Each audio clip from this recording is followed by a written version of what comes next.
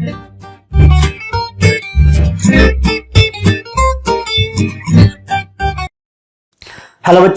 बच्चों आज से हम स्टार्ट कर रहे हैं रिलेशनल डेटाबेस डिजाइन। यानी कि हमारे पास जो रिलेशनल डेटाबेस था उसको हम डिजाइनिंग मोड में लेके जा रहे हैं कि डिजाइन कैसा होना चाहिए, क्या उसके फीचर्स होने चाहिए, क्या उसकी कैरेक्टरिस्टिक्स, या क्या हमारे पास जो प्रॉब्लम्स आएगी उसको हम कैसे सॉल्व करेंगे। सारा कॉन्सेप्ट आता है रिलेशनल डेटाबेस डिजाइन के अंदर। तो जिसके अंदर हमारे पास दो कॉन्सेप्ट आते हैं मेन जो बड़े बड़े हैं, फंक्शनल डिपेंडेंसी एंड नॉर्मलाइजेशन, जिसे हम आगे एक एक करके पढ़ेंगे। बट आज की वीडियो में फीचर्स ऑफ आरडीबी यानी रिलेशनल डेटाबेस डिजाइन पढ़ेंगे। देखो ये सेक्शन सबसे ज्यादा इंपॉर्टेंट है, चाहे पूरा सिलेबस एक तरफ कर दो और सेक्शन को एक तरफ कर दो तो इसमें से तो आपके पास टॉपिक आएगा ही आएगा पेपर में। साथ ही साथ इंटरव्यू लेवल पे इसमें से बहुत सारे क्वेश्चंस पूछे जाते हैं। तो गाइस बहुत देख के समझ के आराम से करना है इसको, ठीक है, जल्दबाजी मत करना। आज का टॉपिक है हमारे पास features of relational database design. यानी कि गाइस जब हम ये प्लान अप करते हैं कि भाई मेरा जो हम रिलेशनल डेटाबेस है, डेटाबेस को डिजाइन करने की कोशिश कर रहे हैं, उसका वो डिजाइन होना कैसा चाहिए, क्या हम उसके अंदर क्या पॉइंट रखेंगे, कैसे करेंगे, तो उसके ऊपर आज बात करेंगे। देन हम आगे चलेंगे जो हमारे कॉन्सेप्ट होंगे मेन।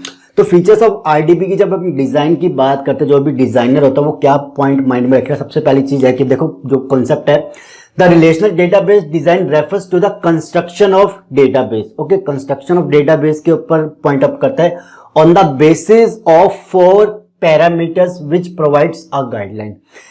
जब एक डिजाइनर डेटाबेस की कंस्ट्रक्शन को प्लान अप करता है, उसको डिजाइन करने की सोचता है, तो वो कुछ पैरामीटर्स को सोच के चलता है कि हाँ मैं इन पैरामीटर्स को सोच के या इनके ऊपर काम करके अपने डेटाबेस को डिजाइन करूंगा। और हर एक पैरामीटर जो है, जो एक पॉइंट है, वो क्या करता है, एक गाइडलाइन प्रोवाइड करता है कि अच्छा आप इस पैरामीटर पे काम करें तो इसका मतलब है कि आपको इस चीज पर फोकस करना है उसकी डिजाइनिंग में। तो वो पैरामीटर सब हम पढ़ते हैं कि 4 पैरामीटर क्या है और उन पैरामीटर के बेस पे क्या गाइडलाइन हमें मिलती है डिजाइनिंग की, वो देखते हैं। देखो काफी इंपॉर्टेंट सेक्शन है ये। Semantics of attributes. सिमेंटिक का मतलब उसका नाम, ठीक है, उसका मतलब क्या कि एट्रीब्यूट्स मतलब कॉलम। तो कॉलम के नाम से हम क्या रेफरेंस करते हैं इसको देखते हैं। It refers to the meaning of each individual attribute.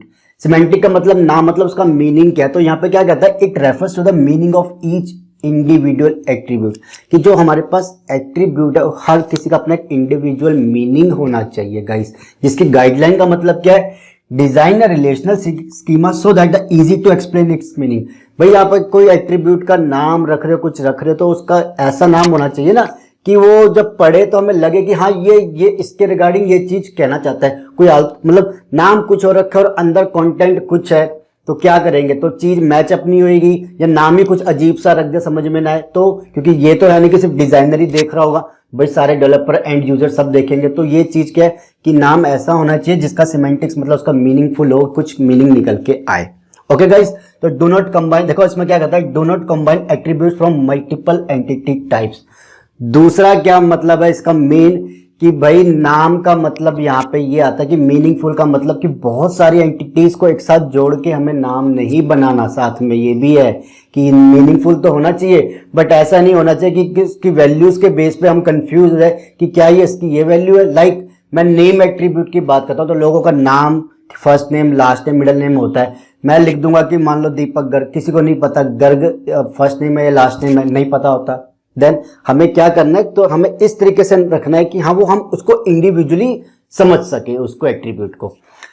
Then आता है reducing redundant information from tuple. अब यहाँ पे क्या रिडंडेंट इंफॉर्मेशन मतलब जो डुप्लीकेट वैल्यूज होती है टपल्स में, रोज में जो आ रही हो उसको रिमूव करना। बार बार ऐसी रोज जो डुप्लीकेट वैल्यूज जनरेट कर रही हो तो भैया उसको रिमूव करो। ऐसा क्यों होता है, देखो duplicate value should not be present in the multiple tuples. एक आदि में चलते हैं बट अगेन एंड अगेन उन एट्रीब्यूट्स के अंदर वो डुप्लीकेट वैल्यूज आए जा रही है, जिसका मतलब है कि कुछ तो भैया गड़बड़ है यहाँ पे, ठीक है जी। तो गाइडलाइन कहते हैं design the database so that no insertion deletion updation anomalies there.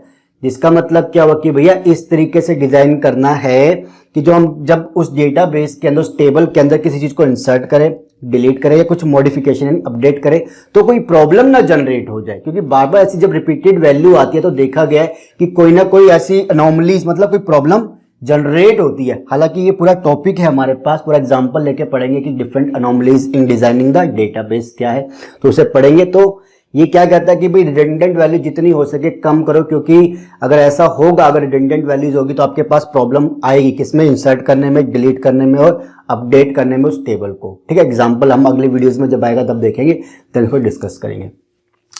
Third हमारे पास क्या पैरामीटर है, reducing null values in values, sorry मैंने पॉइंट गलत, इन एट्रीब्यूट्स लिख लीजिएगा। तो हम वैल्यूज के अंदर नल वैल्यूज को हमें नहीं आने देना चाहिए, कम होना चाहिए, ये कॉन्सेप्ट है। तो ये पैरामीटर है। The value of an attribute should not be frequently null. ये कहता है कि कोई एट्रीब्यूट है उसके अंदर अब ये नहीं होना चाहिए कि बार बार मतलब नल वैल्यूज आई जा रही है, कि 2 वैल्यू कुछ अलग आई, फिर 5-7 नल आ गई, फिर 2 वैल्यू कुछ अलग आई, 10-15 फिर नल आ गई। तो फ्रीक्वेंटली इतनी नल वैल्यूज नहीं आनी चाहिए, जिसका मतलब है कि आपने समवेयर उसको गलत जगह पे रखा हुआ उस कॉलम को। ठीक है, तो यहाँ पे क्या कहता है गाइडलाइन में कि avoid including such attribute in that relation.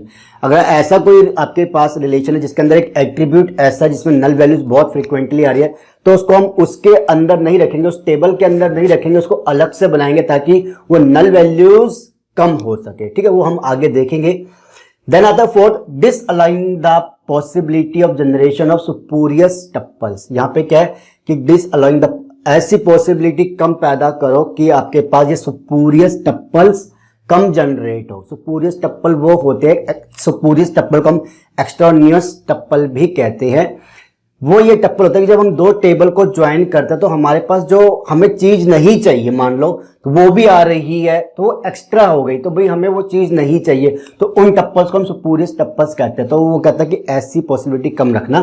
तो it refers to avoid the generating of spurious tuple. भाई स्पूरियस टप्पल्स की पॉसिबिलिटी कम करनी। गाइडलाइन क्या है, designing the relational schema so that they can be joined with the equality condition on a common attribute. ये कहता है 2 table है तो हम उनको अगर ज्वाइन करना चाहते थे कॉमन एट्रीब्यूट होना चाहिए। ऐसा नहीं कि कॉमन है नहीं, बस उनके डेटा टाइप के बेस पे हमने ज्वाइन कर दिया। तो ज्वाइनिंग के अंदर हमने देखा था कि हम कहते थे भैया डेटा टाइप क्या है यहाँ पे, मतलब जब सेम होगा तो हम ज्वाइन करते थे, बट ऐसा नहीं होना चाहिए। डेटा टाइप चलो माना सेम है, बट कॉमन एट्रीब्यूट तो होना चाहिए ना, वो कि हम की वैल्यू सेम हो उसके अंदर, तभी तो ज्वाइन करेंगे। अगर आप ऐसा नहीं करोगे तो क्या होगा, बेखाम की स्पूरियस टप्पल्स आएगी कि कोई चीज कॉमन तो है नहीं, बेखाम की चीजें निकल के आएगी और बेखाम में टेबल इतना बड़ा बन जाएगा। तो वो यही कह रहा है कि डिसअलाउ करना चाहिए इस चीजों को, कि जब डिजाइन करो तो ज्वाइन कर रहे हो तो ज्वाइन में हमें कॉमन एट्रीब्यूट के बेस पे करना चाहिए जिसमें वैल्यू सेम आ सके।